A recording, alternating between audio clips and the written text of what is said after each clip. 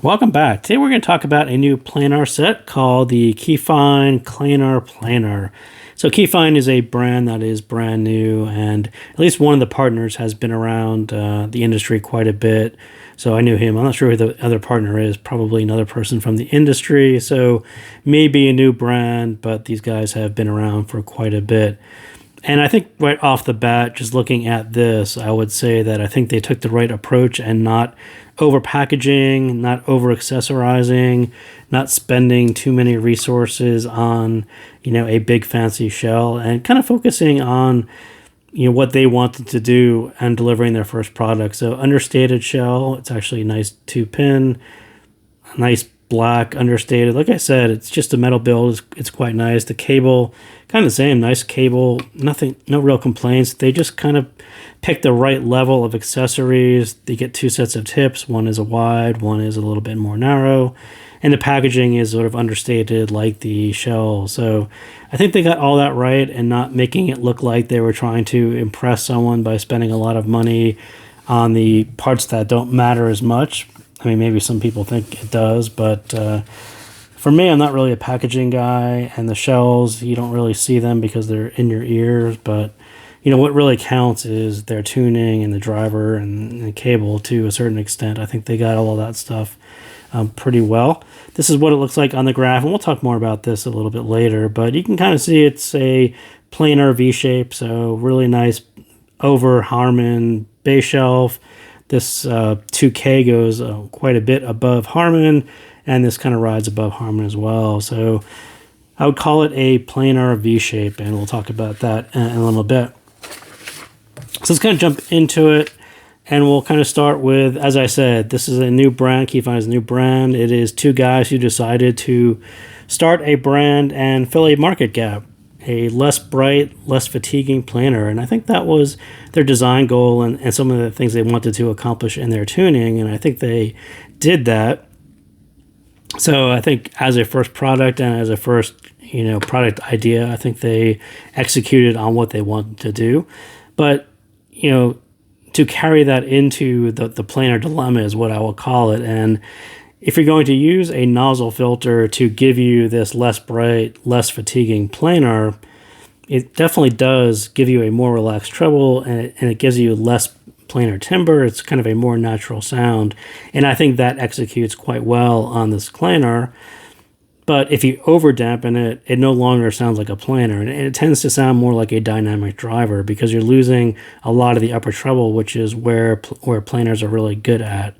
So this is very hard. This dilemma is really how to make a planar sound more approachable while still presenting what makes planar special. And treble extension is a big part of it. And I think that's sort of where they got stuck on this one, is they put, a treatment on the nozzle, on the mesh, that got them to a frequency response and a sound that was not harsh and less bright and more natural for them. But sort of at the bigger picture, at the experience level of what planars in the market sound like, I think it sort of cut back a little bit too much on, sound. It sounds a little bit too much like a dynamic driver. And it isn't really, you're not giving people a approachable planar. You're giving them something that sounds a little bit more like a dynamic driver as opposed to a nice, smooth planar set. So I do think they hit that mark where it sounds like a better dynamic driver. It's not necessarily a planar sound, but it's possibly more like a dynamic driver with better text, better speed, better timbre. I think they hit that mark, and this isn't unique to this set. There have been other planar sets that attempted to do a very, very similar thing. It's just some people expect a lot of treble on a planar. Some people are offended by the harsh and the bright. So I think these guys did execute on what they prefer, and there's no real issue with that. Sound, like I said, it's this planar V shape. And what falls out of that planar V shape is the planar base. So it's not really as heavy or as warm as it looks because there's a steep rise to 2K that rides over the base. So kind of a classic V-shaped thing where you have this big shelf here, and that's, it's a 5 dB or so above Harman. But then you also have this upper treble or this upper mids, lower treble bit that is elevated and boosted as well.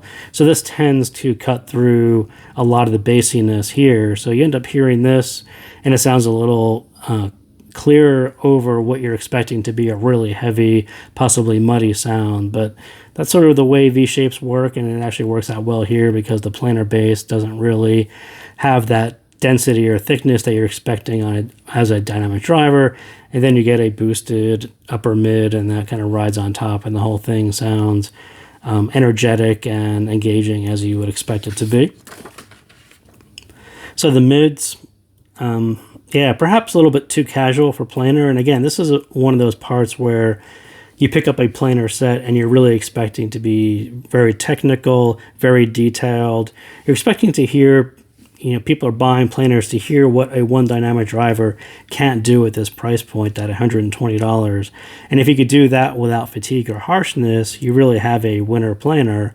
So if you can't quite do the level of detail and the technical performance that of other planars, but you make it sound a little bit more natural, that's sort of what they did here. And I think they got the idea right. I think it just needs to be refined to provide this natural sound that they were going for, but preserving some of the treble dynamics and some of the text that don't really come through in a signature, where they brought them down a little bit to get rid of the harshness and the brightness. There has to be some kind of balance between providing enough treble so it sounds like a planar and not crossing over the line where it picks up planar timbre or it becomes harsh or any of those things. And also that steep upper mid rise at 2K, it just leans a little bit thinner sound, not really enough warmth to balance it. And they probably could have done with a shallower V. And this is kind of an example of MP145, and we'll talk about this one in a second. But you can kind of see where they probably could have filled in the middle gap and just brought down the V-shape a little bit there and done something that would have accomplished their goals, but not necessarily got rid of their design, but kind of accomplished the same thing with just a different signature. So treble, I do think there's a lot of lower and really not enough upper, but they accomplished the no fatigue and no harshness bit. Find the balance of no fatigue and more extension, and I think that's where it tends to sound more planar and more technical. That 2K needs to be reworked, so it's just it just presents it as a bit thinner, and you're going to get a little bit more of a chance of sibilance because everything is just a little bit thinner, raising the 2K as it is, and it's a little bit early and it's a little bit high. And stage, again, this is one of those things that really needs upper treble to extend and project, and it's there if you want it to. If you change the nozzle, so they had a pretty heavy mesh on it with a damper on the back. If you just pull that off and put something lighter weight on it, you will actually get your treble extension back. You'll get a little bit of brightness back, but it will actually sound more like other planars in the market as opposed to their design, which was a little bit more pulled back and a little bit more relaxed and casual sounding. It's there. It's a planar driver. You can't really hide that bit, but you can open it up or unmask it or let it free depending on how you look at it. So let's talk about this MP145 for a second again. And as I said, these two have a very similar bass shelf. And MP145 comes off as this smooth, warm set with no harshness either. And they sort of went for the same exact design goal, right? Make a planar that's more approachable. And an MP145 in the blue did it by not putting a heavy filter on the nozzle, but kind of relaxing this whole treble bit down here, so they have this nice warmth here. They don't have as much brightness here, and the whole thing comes off as smooth and relaxed, and you still get some of the planar bits showing through because they flatten this out, and you don't have this masking what's out here, and you don't have this masking what's out here. So what Klanar did, and they have this really nice bass shelf, which is quite a bit of bass, but then they popped it up a little bit early here, and it ends up being a bit sharper and a bit thinner, and they were trying to almost overcompensate for what they put on the nozzle. So this is peaked up a little bit more than it probably needed to be just to get what was on the nozzle. And then you lost what was happening out here. You can't really hear the upper treble because of what they put on the nozzle. So Yeah, I think they sort of accomplished a sound that they wanted to. What I probably would have done was something closer to what MP145 does, and really smooth everything out, and you get this, still have a non-fatiguing, non-harsh sound, something that sounds more natural, but you end up with an upper treble that you can hear and it extends, and everything cascades back into the mids, and you end up with nicer sounding mids. You don't have this thinness that you needed to get this over the nozzle mesh, over the bass. So lots of different compensations were going on here to achieve the sound that they wanted. And then you look at MP145 and it's this just nice smooth curve that kind of accomplishes the same thing, yet does it in a way that preserves the upper treble and the stage and those things as well. So yeah, kind of an interesting take. I mean, as far as their first set, I think they did a admirable job. I mean, they got it to market on a sound signature that they wanted. So definitely looking forward to see what they do next. So that is what I got on the Kefine Klanar.